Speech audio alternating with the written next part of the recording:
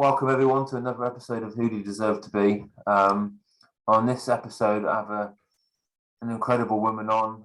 We've spoken briefly before her story and what she does to help others from her own tragic experience and the resilience she's shown to do that, and the strength she's shown to move forward and use that to help others is amazing. So I'll let her share a story and what she does. So please welcome Jenetta Barry. Thank you, Darren, and hello to everybody out there listening far and wide. It's a pleasure to be here. Thank you for coming on. It's an absolute honour to have you on, and exciting to see where this conversation goes. And so I just want to start with who Jenetta Barry is and where all this started. Who Jenetta Barry is, I always joke around because I say I'm actually a Maasai in disguise. I'm from Kenya, but I'm only 5 foot and I'm very white. And a Maasai is very tall and very dark. So that gives you some idea of what I look like to begin with. But I used to be a motivational speaker for sales motivation, and I was pretty good at it. And people would go away really revved up, ready to conquer the world. But I noticed after a while that they were coming back and saying, we need another dose of Jenetta, or another fix.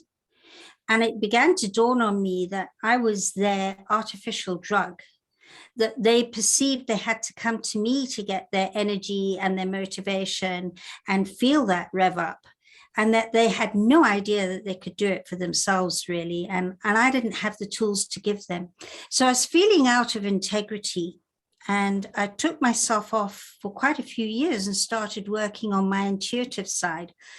Because after all, CEOs of companies will tell you that their greatest accurate tool for decision-making is their gut feeling.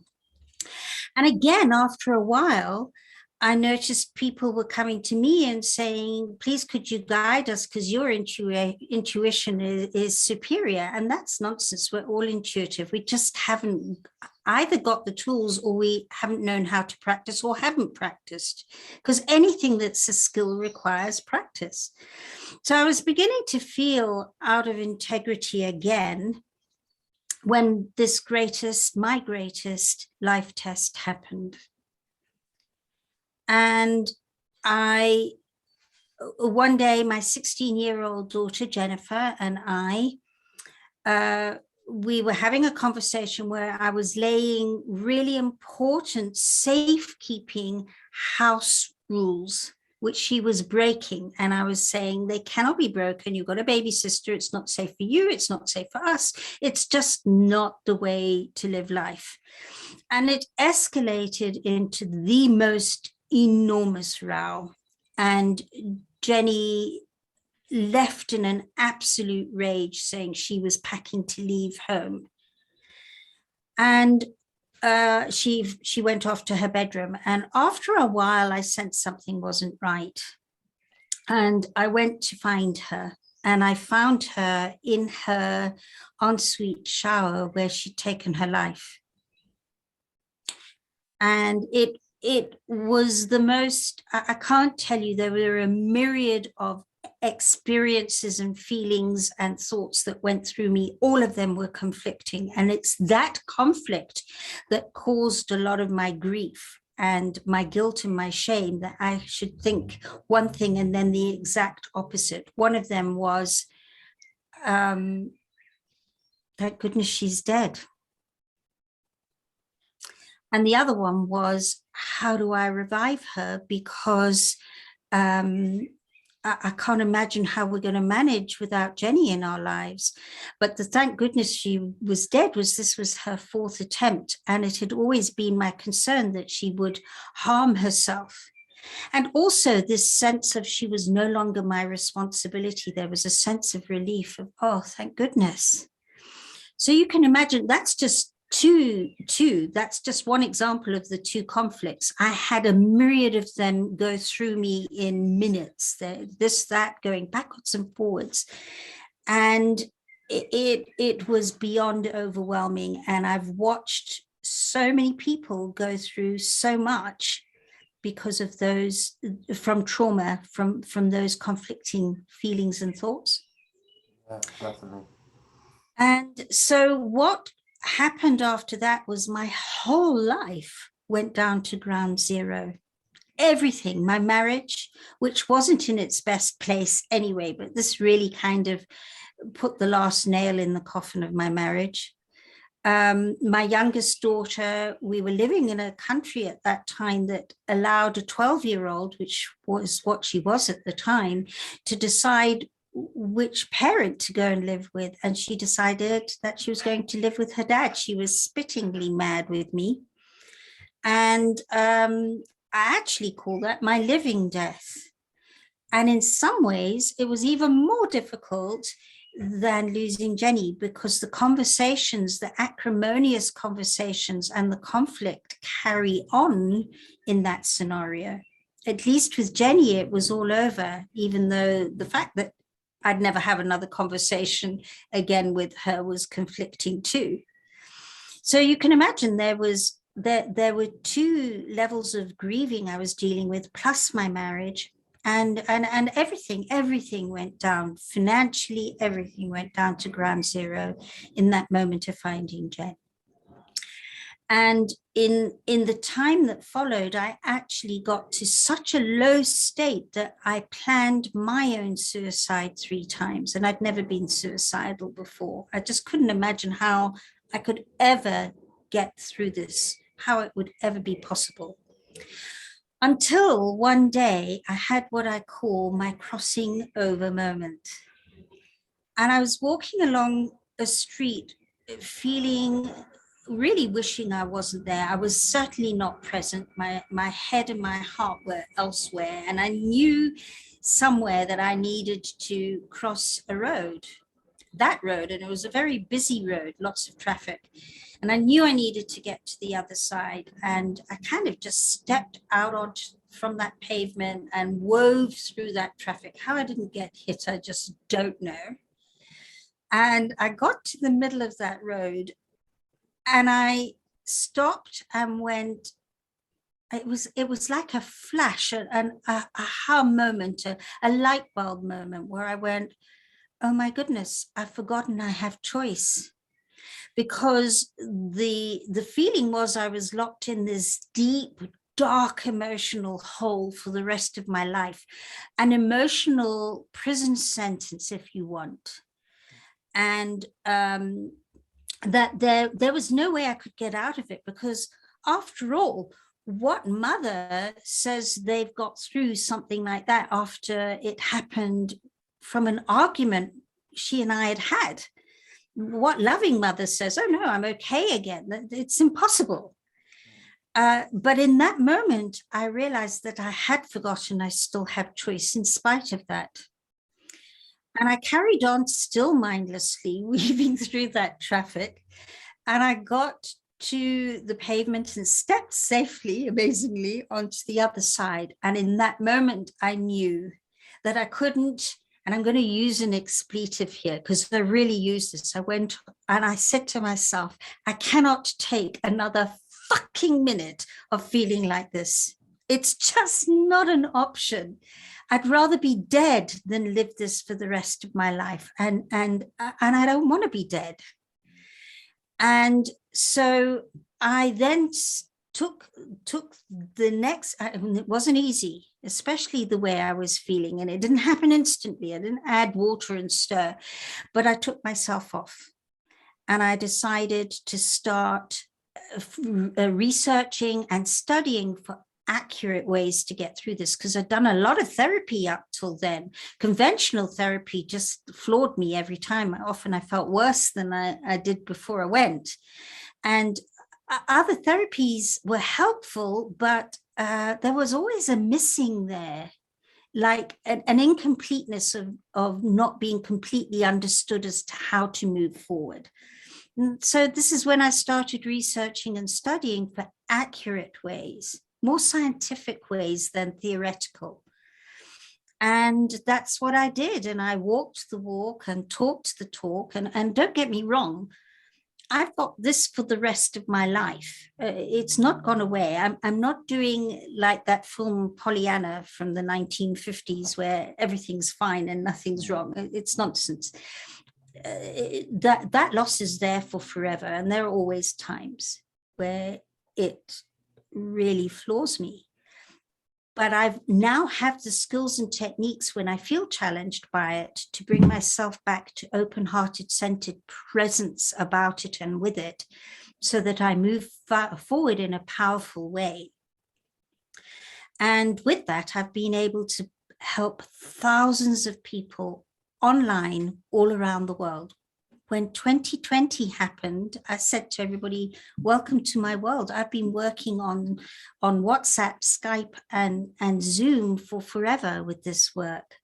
And I've called it the epiphany process because people literally have a lightning up aha moment where they go, wow, I've never been asked questions like that. They're very different questions they get asked. Never been asked a question like that before. So difficult to answer, but once I answered it, it was so easy to see the bigger picture. And I've helped people self-harming in bed and not eating and not washing. They're out of bed and they're living lives, and they're living lives with purpose. I've helped people in terrorist attack situations. I've even helped there are three little, well, they're not so little, they're getting quite big now, but 3 autistic brothers in Australia who regularly come back for top-ups, but they've got the essence and they're talking and able to talk through challenges when they could hardly talk through what they wanted for dinner before this. So I've been able to help with this. So many people. I've got certification programs that are in place and a lot of support and backup. So that's essentially what I've been able to do with the epiphany process. But, you know, when I stood at the reef edge with Jenny's ashes a month with her brother, her brother and I got to the reef edge at Mombasa. And I stood there at that reef edge with her ashes in my hand and threw them into the sea. It was the hardest thing I could ever think of ever having to do. And as I reluctantly let go of that last handful when I didn't really want to, it was the last part of Jenny that I had. I remember thinking to myself, something very meaningful has to come out of this senseless happening. I'm determined. And I knew even then that it wouldn't happen tomorrow, that we as a family and I as a mother had a long journey to get through on this. But I can honestly say I was reflecting yesterday and even posted in social media that meaningful happening and those meaningful happenings have happened and are still happening. And what fills my heart is that it's created a legacy that goes far beyond Jenny and me and will go far beyond for probably hundreds of years.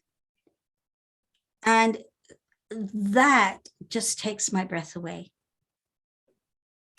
And what's been able to happen since the day Jen died is I remember again at that reef edge saying to myself, maybe it's a book, maybe it's a film. I don't know, but it's not time to really decide what it is.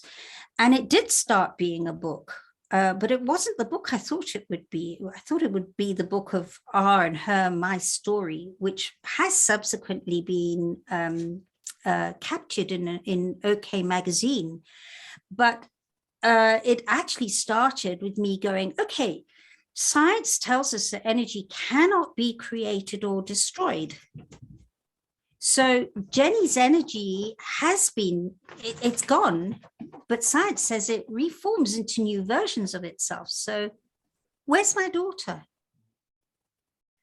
And so I started fine-tuning where that energy might be. And every time something happened, I would question it and go, oh yeah, that's you being fanciful, Jenetta. But I did question it. And when it felt like it was beyond question, I started chronicling it. And 4 years after making those notes, I wrote Full Circle Rainbow to help other people who've lost loved ones to be more subtly tuned in to those energy signs, those reforming energy signs. So that was Full Circle Rainbow. So I thought, that's it. Okay, there we go. I'm happy with that. And then, of course, the epiphany process started forming. And I went, well, that's definitely a very big one, meaningful. And then about 4 years ago, through a synchronicity of happenings, a theatrical production, because I grew up in the theatre, a theatrical production was born using contemporary dance and voiceover and song and visuals and all sorts of things to act. Addressing depression, suicide, and solutions. And it was so well received in Kenya, where its world premiere was held, that it was invited to be performed by a European cast in Europe as well. And then, of course, COVID hit. But we have very big plans. It's called Insight. And the second I of Insight is a semicolon for pausing, to not suicide, or to think before you act. And we're looking to have that performed worldwide on a franchise basis as part of the Epiphany Process charity. But the last thing that's happened that really fills my heart is we realized a few years after Jen died that she'd actually died on World Mental Health Day, which is the 10th of October. And I went, yeah, that is so typical Jen, because if you were to read Full Circle Rainbow, you'll realize that synchronicities of her birth and death is breathtaking. It's unbelievable. You've got to read it, the chapter on 7 and 9. And so we've now created World Jenny's Day on World Mental Health Day. And we use theatre and the arts to normalize conversations that have so much stigma around depression and suicide. And we also use that day to celebrate mental health wellness. And we're now this year going into the 3rd year of World Jenny's Day. And boy, is it growing exponentially. We've got it on a pretty large platform on USA Global TV this year. And next year, the plan is to have a gala evening in New York where we'll more than likely use excerpts from Insight, but actually celebrate mental health wellness on the 10th of October in New York. So there's the story from beginning to now so far. Wow, that's incredible. It's that hits hard with a lot of that you said, especially at the beginning. And I resonate with a lot you said towards the end as well, with everything that you've went through and you've gone through and you've achieved since then. And your crossing over kind of relates a little bit to what changed me as well, because I was obviously lucky enough to survive my period of my depression and my suicide. And I quite often actually, it's totally true what you said. It's, you never recover fully, you never heal fully from anything, but all you can do is use that to make you stronger in a way, but that never goes away. And there are times when I have conversations with people like yourself and you talk about your stories, I quite often reflect and look back at my time, and I quite often think, wow,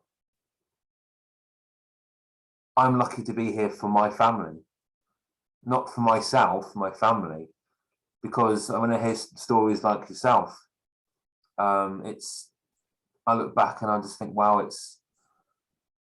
they could be in your situation now. My mum could be doing what you doing that, you know what I mean? And it makes me think, you need to grasp it and grab life to the fullest and do everything you possibly can to make it the greatest one, because in a way I did get given a second chance. And yeah.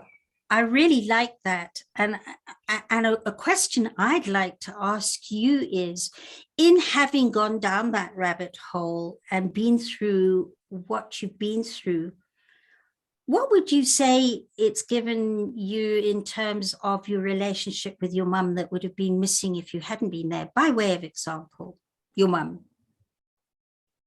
It certainly has brought us a lot closer. Definitely has. And it makes me think, because she had a period where she went through a bit of depression herself, and we kind of used the experience of me to help her, and the relationship it built from that was incredible.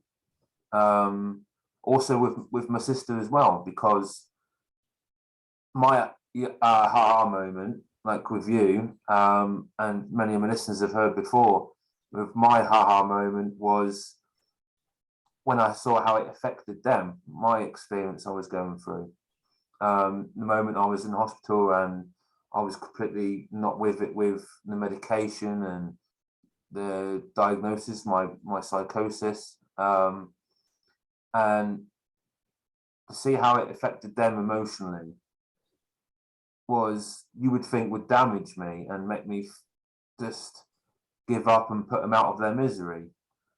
But it didn't. It flipped a switch in my head and gave me that motivation to think, these voices in the head aren't right. These voices in my head are far from wrong. Far from right, sorry. And they're completely wrong. And I need to use their emotion to push me to get out of this place and back to the person they know me to be. And I can see it's brought you to being here with me today. Yeah. And what you're creating worldwide that would be missing if you just had an easygoing life. Exactly. And this is where I always say I'm proud of my experience. Yeah. And we all should be proud of our experiences and shouldn't be ashamed of what we went through or what we're going through, because it's made me who I am today. It's given me the life experience, the tools to pass on to my daughter, which then in turn she'll pass on to her children. And I'm hoping by that it's going to, you know what I mean? It's going to spread and spread and spread. And then by the time my grandchildren are of that age, the stigma around mental health will, and the awareness will be a lot better than what it is today. Absolutely. I mean, I can only commend you, and it really, to me, it's been such an honor and privilege to be able to be with you today, because I think the work you're doing is amazing. And each podcast going out, I always say, if it can make a difference to one person, that's huge. And you're very obviously making a difference to many. So thank you so much for having me here today. Thank you for coming on. It's amazing. But as you know before from our previous chat, I'm very much into youth, as you know, and I aim this at the youth in particular because your daughter was a youth. She was a child when all this happened, and I believe possibly the system may have let you and her down drastically.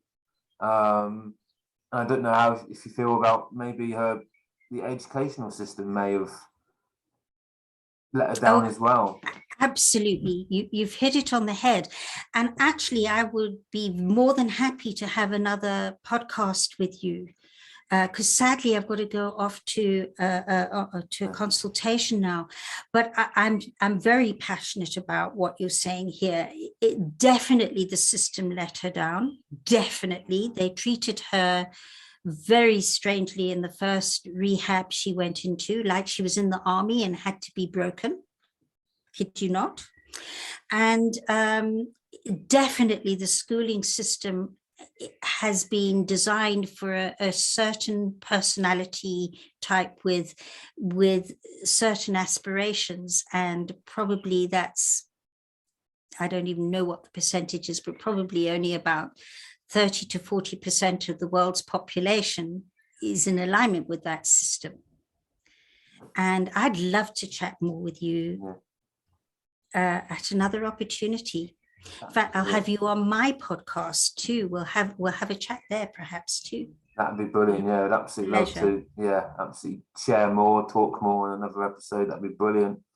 So, so yeah, thank you for coming on and sharing everything. And I'm sure my listeners listening, hearing your story will be absolutely shocked, and hopefully that will motivate them to build that relationship with the family as well, to not be afraid to open up and talk and share, and that's what they deserve. So yeah, thank you for coming on. It's definitely about feeling free to talk, and in there knowing that they got you to talk to and me to talk to, who've walked that walk, that makes a lot of difference and relieves the pressure. So whoever would like to reach out to me, you're very welcome. Definitely. So thank you again, and I will leave this episode like I leave all of them with one question to all my listeners: is who do you deserve to be? And go and get that person. So. And I would even say when you learn how to love the parts of yourself that you judge, that's what's helped me. And there are ways of doing it where it's not just theoretical. Yeah, definitely, totally agree.